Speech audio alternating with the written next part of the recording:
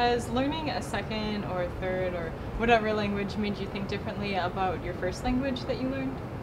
It's really interesting kind of realizing, I don't know if it's something that actually happens, but I feel like my voice itself changes whenever I speak a different language. I feel like I take on a different persona whenever I speak a language, like in Portuguese I feel different from when I speak English or when I speak Japanese.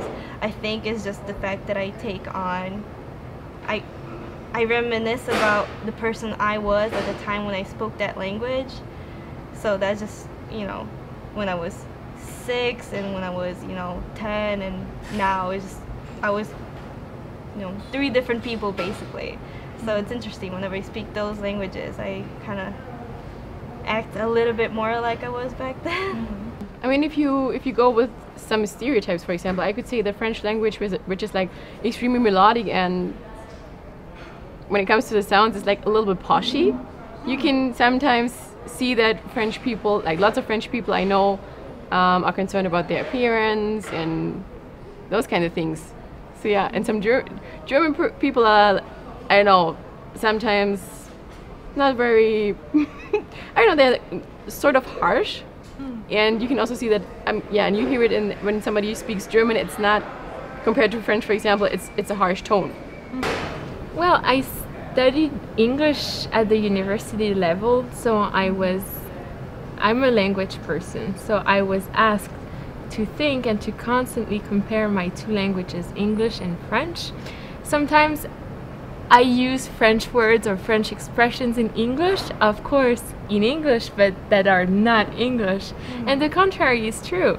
When I speak my native language, French, I would translate English expressions in French, but that do not exist and that only English speakers who speak French can notice and understand.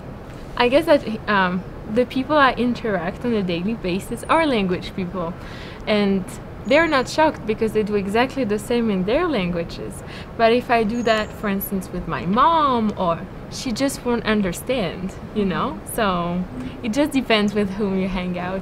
I certainly keep telling my students that you cannot see yourself really until you kind of step out of yourself. How do you know yourself? It takes a little perspective and distance. This can be achieved in many different ways, but a lot of who we are is who we tell ourselves we are in our little heads. We speak to ourselves in our conscience.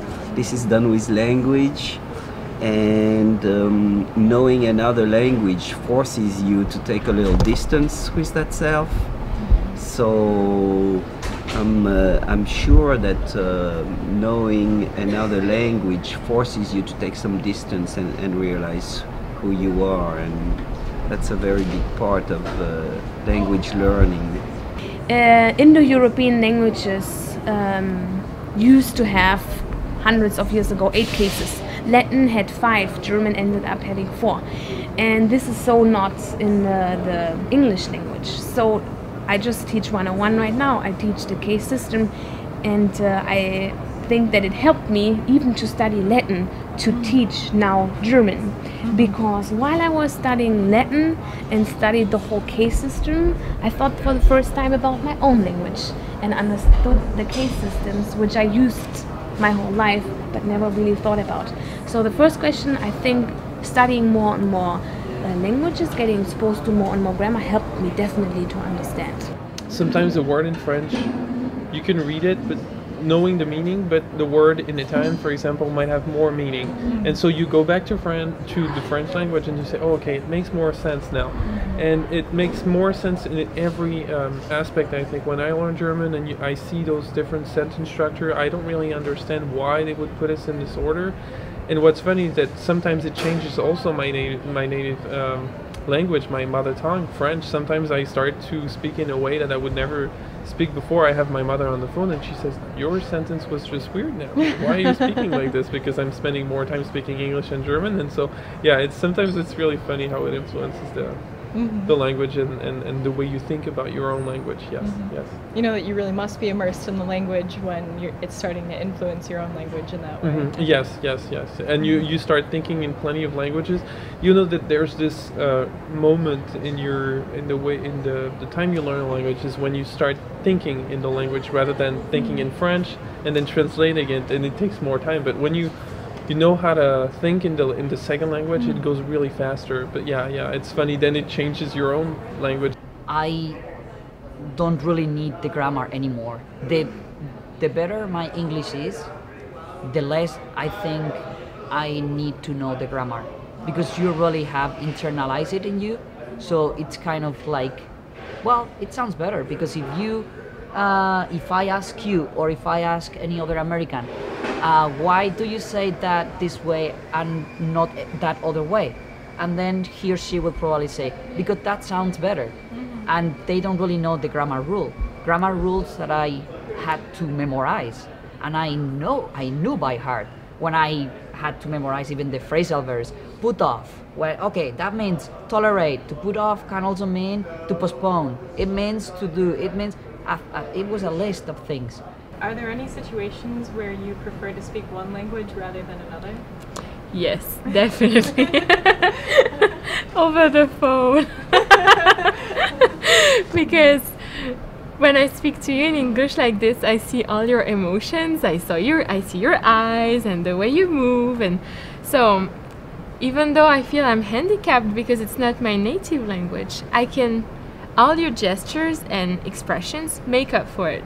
I really feel uncomfortable if I cannot be talking to the people in person, in front of them, because I really need to look at their lips. I really need to follow the conversation. I count in Portuguese in my head.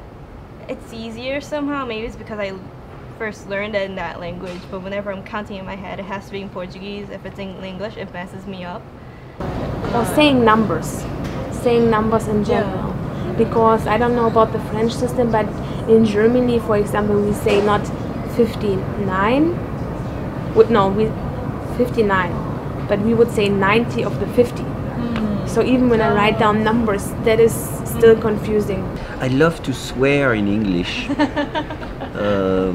because it puts a little distance and I don't feel it so bad. Somehow I find it very obscene in French, and in English I have this distance with English that I'll say things in English that I would not dare say in French, which is closer to my conscience, I guess. I would always count in my mother tongue, for example.